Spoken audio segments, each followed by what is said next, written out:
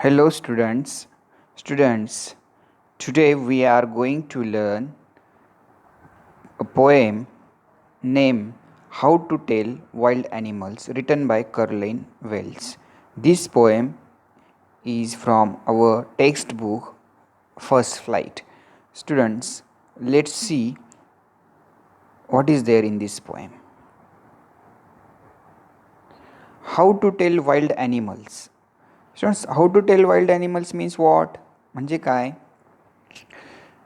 की wild animals कोणाला म्हणायचं, कसं ओळखायचं, या ठिकाणी हाऊ टू टेल म्हणजे हाऊ टू आयडेंटिफाय म्हणजे काय, कसं ओळखायचं वाईल्ड ॲनिमल्सला. वाईल्ड ॲनिमल्स म्हणजे काय, जंगली प्राणी, जंगलात राहणारे प्राण्यांना कसं ओळखायचं. मग या ठिकाणी ह्या पोएममध्ये कॅरोलिन वेल्स या पोएटने काय सांगितलेलं आहे ते आपण बघूया. ही पोएम कशी आहे, let's no.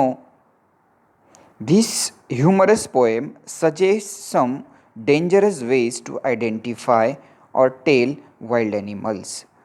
Students, this humorous poem, humorous म्हणजे कसं, विनोदी. ह्युमर आपण विनोद करतो ना, आपण कॉमेंट्स करतो, हसतो. विनोदी कशावरती हसतो आपण, की एखाद्या गोष्टीवरती आपण विनोद केला तरच हसतो ना, कॉमेंट्स पास केले ना, किंवा एखाद्याने एखादी नाटिका सादर केली, त्या नाटिकेत तो विविध पात्र सादर करतो, मग त्या पात्रामध्ये तो आपल्याला हसवतो, विनोद करतो, दॅट इज ह्युमरस ना.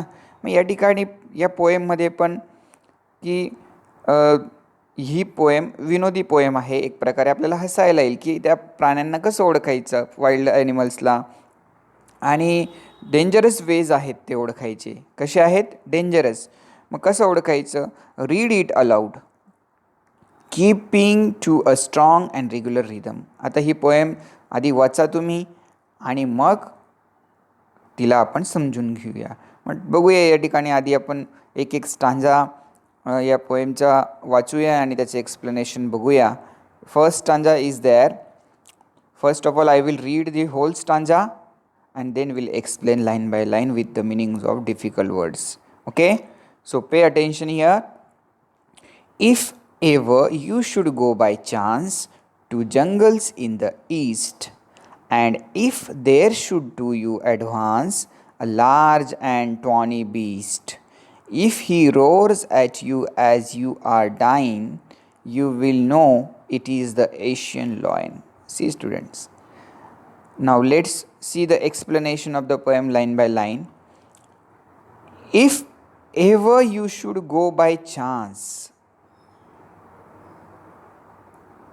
जर तुम्ही बाय चान्स म्हणजे कधी तुमचं जाणं झालं, तुम्ही गेलात to jungles in the east. कुठं, ईस्ट म्हणजे पूर्व दिशेला, पूर्व दिशेच्या जंगलांमध्ये कधी तुम्ही गेलात, बाय चान्स, आपलं असं नेहमी जाणं नाही होतं, कधी गेलात.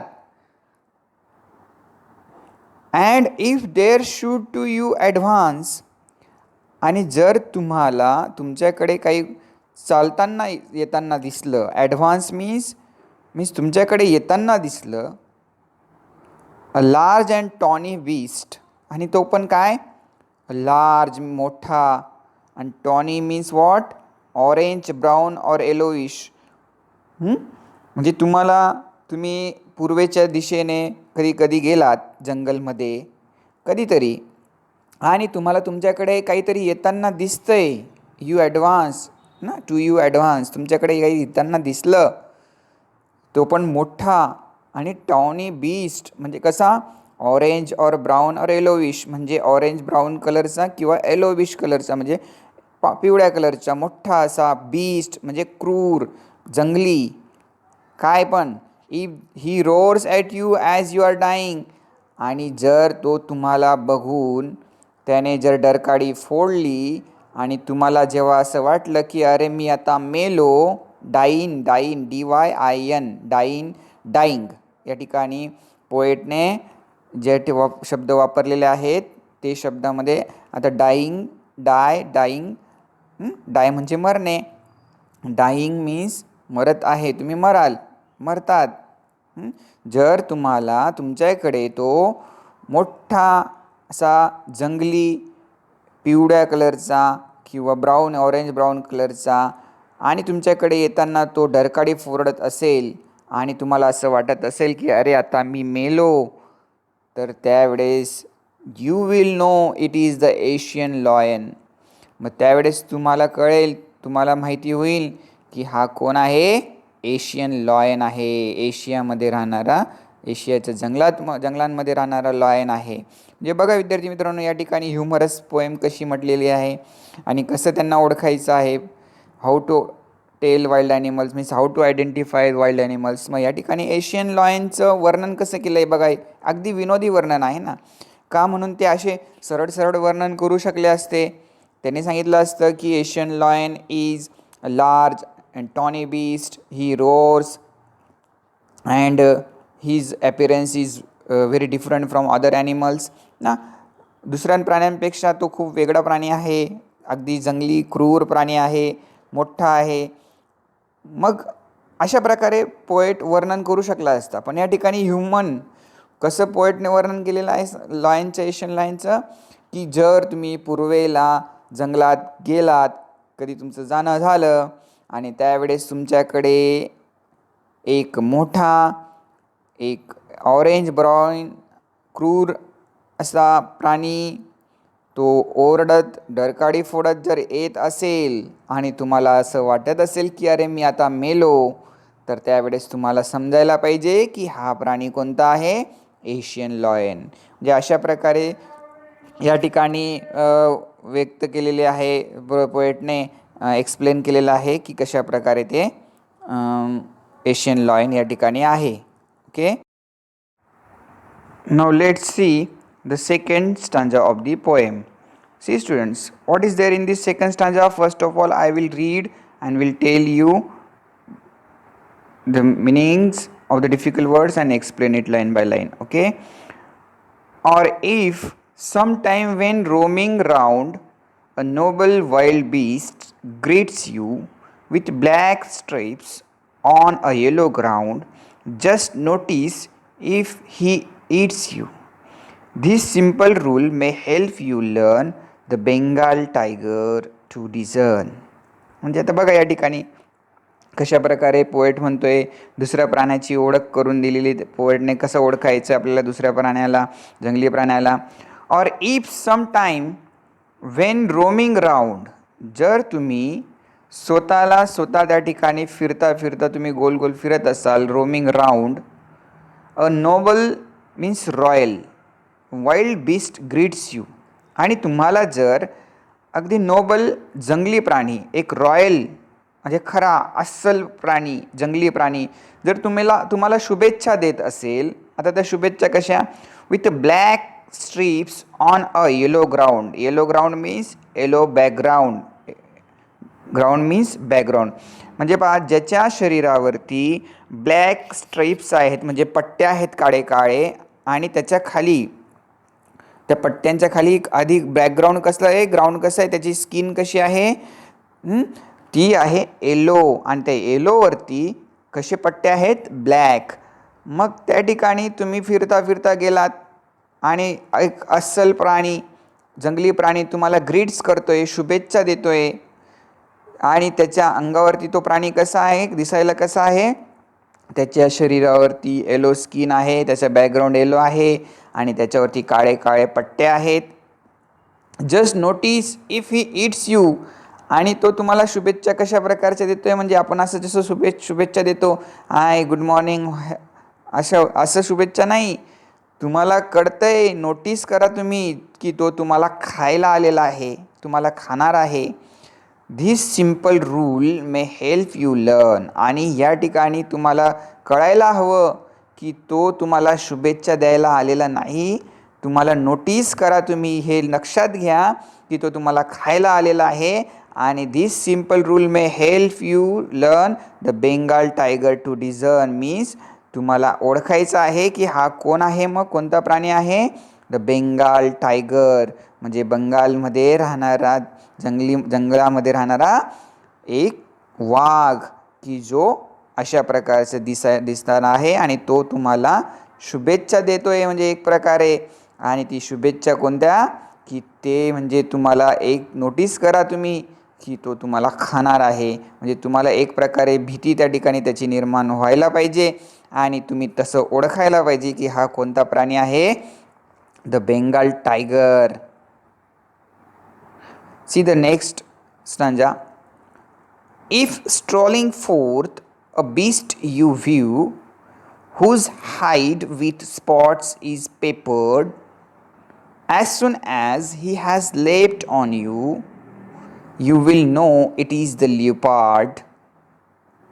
Will do no good to roar with pain, he will only live and live again.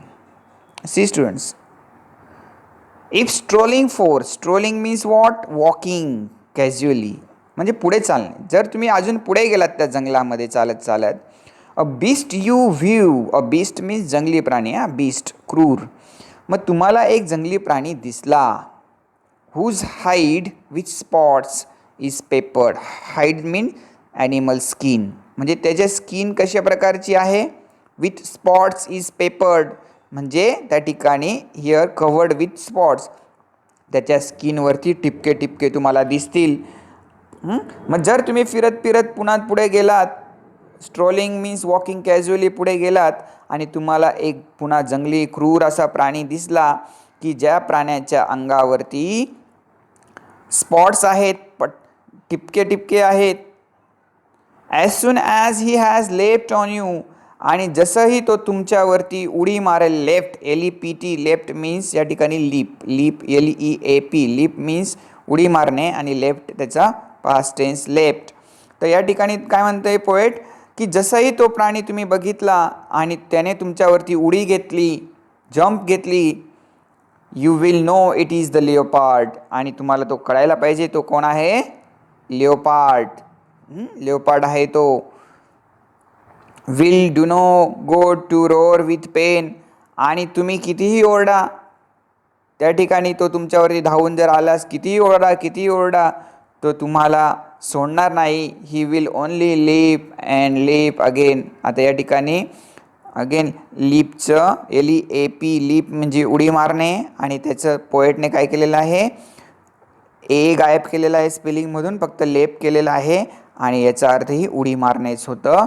मग काय होईल मग विद्यार्थी मित्रांनो, जर तुम्ही जंगलात पुढे गेलात आणि तुम्हाला असा क्रूर प्राणी दिसला की ज्याच्या अंगावरती असे टिपके टिपके आहेत आणि तो तुमच्या अंगावरती धावून आला, त्याने उडी घेतली, मग तुम्हाला कळायला पाहिजे की हा कोण आहे, एक लिओपार्ड आहे. लिओपार्ड म्हणजे त्याला आपण बिबट्यासारखं म्हणूयात ना. आणि तुम्हाला कोणतीच गोष्ट करता येणार नाही. तुम्ही कितीही दुःखाने ओरडाल की मला माझ्या अंगावरती धावून आला, आणि तुम्ही ओरडाल रडाल, तरी तुम्हाला काही होणार नाही, त्या ठिकाणी होणार नाही, म्हणजे तुमच्या मदतीसाठी कोणी धावू शकणार नाही आणि ह्या प्राण्यालाही तुमची दया माया येणार नाही. He will only leap and leap again.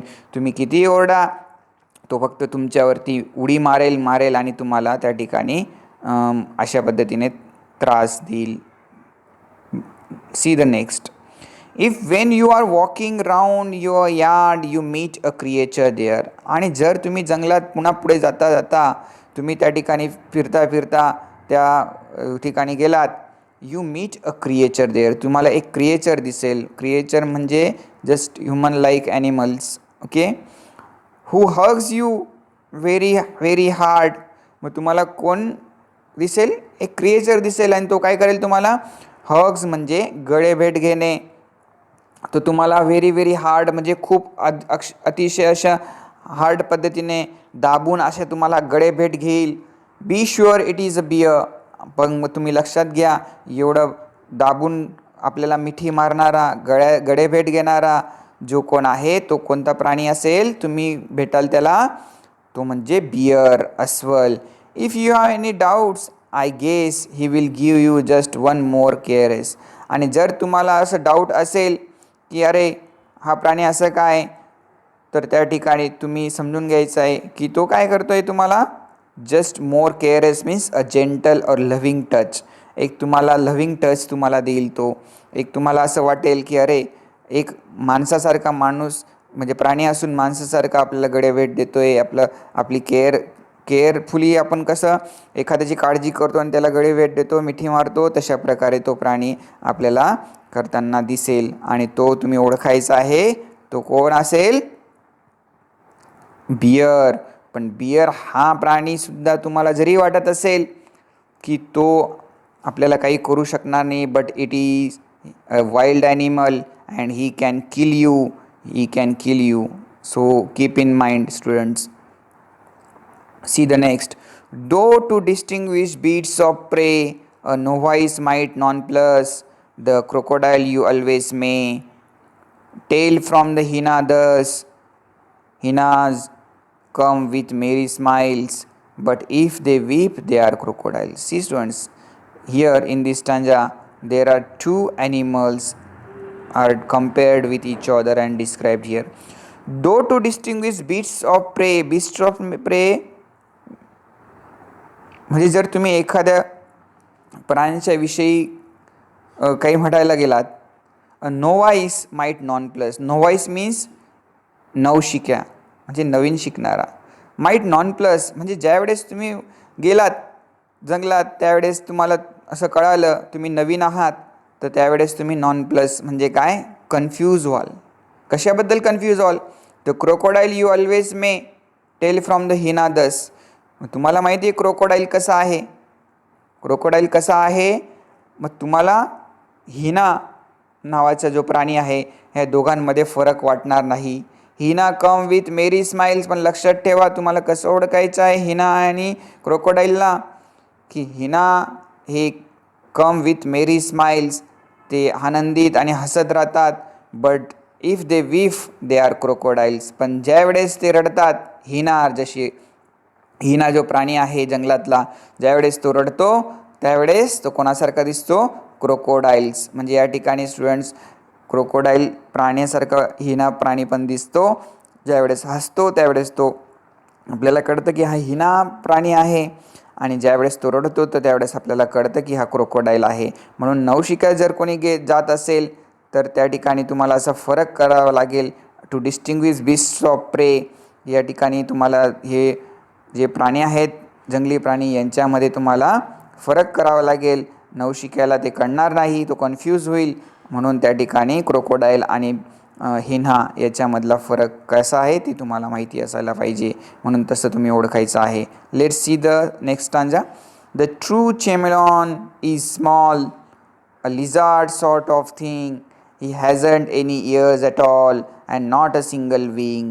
If there is nothing on the tree, is the chameleon you see. See students, काय? chameleon means सरडा. सरडा माहिती आहे ना? या झाडावरून त्या झाडावर फांद्यांवर इकडं तिकडं असतो.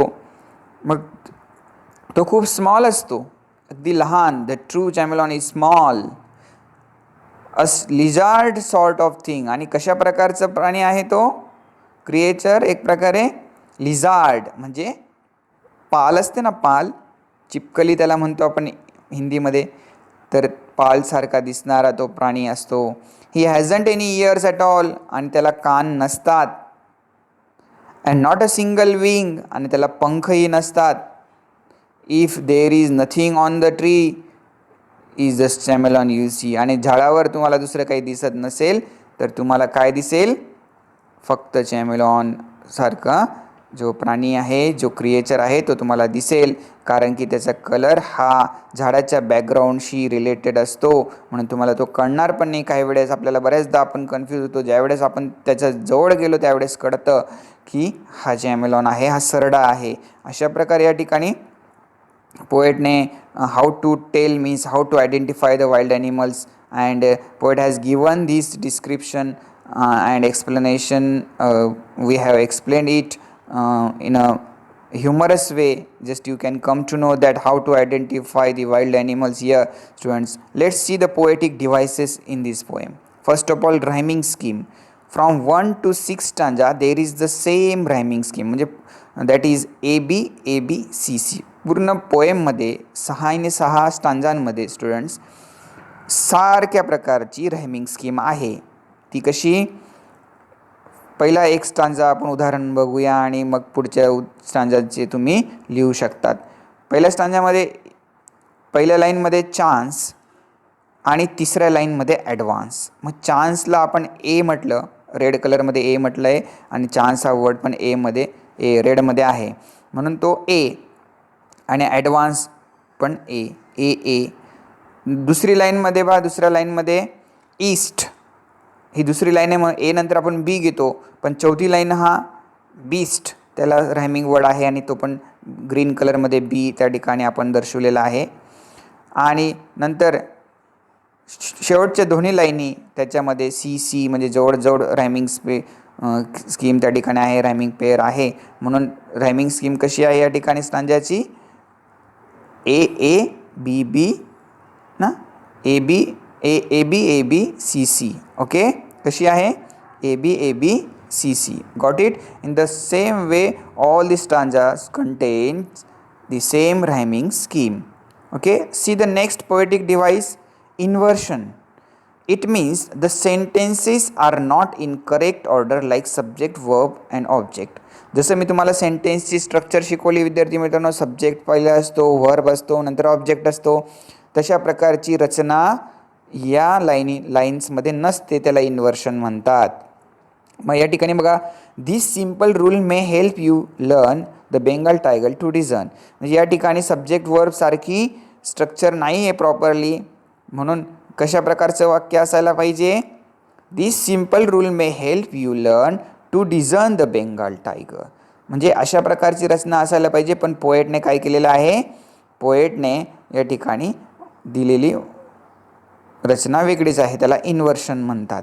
पुढचे पोएटिक डिव्हाइसेस, पोएटिक लायसन. आता पोएटिक लायसन म्हणजे काय स्टुडंट्स? जसे आपल्याकडे गाडी चालवायला लायसन असतं, आपण बिंदासपणे पोलिसांना न घाबरता गाडी चालवतो, तशा प्रकारे पोएम लिहिण्यासाठी पोएटिक लायसन चोच वापर पोएट करतात. मग त्याच्यामध्ये काय? Poet uses the words freely as he wants. मग पोएटला जसं वाटलं तसं तो शब्द फिरू शकतो, स्पेलिंग्स बदल करू शकतो आणि त्या ठिकाणी पोएम लिहू शकतो. लेफ्टची खरं स्पेलिंग जी आहे LEP, लिप, आणि दुसऱ्या शेवटच्या त्या लाईनीमध्ये, त्या स्टांजामध्ये जी शेवटच्या लाईनमध्ये दिलेलं आहे त्या ठिकाणी लेप, त्याची ही स्पेलिंग प्रॉपर स्पेलिंग आहे लीप. म्हणून या ठिकाणी पोएटने पोएटिक लायसनचा उपयोग केलेला आहे. नंतर अलिट्रेशन म्हणजे काय विद्यार्थी मित्रांनो? It means the repetition of the consonant sounds in the same line. म्हणजे एकाच लाईनीमध्ये जर कॉन्सोनंट साऊंड जास्त असतील, रिपीट केलेले असतील, एक सेम कॉन्सोनंट साऊंड रिपीटेड, त्या ठिकाणी त्याला काय म्हणतात? अलिट्रेशन. मीन्स बघा, पहिली लाईन त्या ठिकाणी or if some time when roaming round, म्हणजे या ठिकाणी साऊंड र इज रिपीटेड पहिलं. नंतर who hugs you very very hard, या ठिकाणी H sound is repeated consonant sound. अशा प्रकारे विद्यार्थी मित्रांनो ही पोएम आपण अभ्यासली. या ठिकाणी पोएममधले अदर जे पोएटिक डिव्हाइसेस तुम्ही फाइंड आउट करू शकतात आणि तुम्ही याच्या खालचे जे क्वेश्चन आन्सर आहेत ते तुम्हाला लिहायचे आहेत. Thank you students, thank you for watching my video.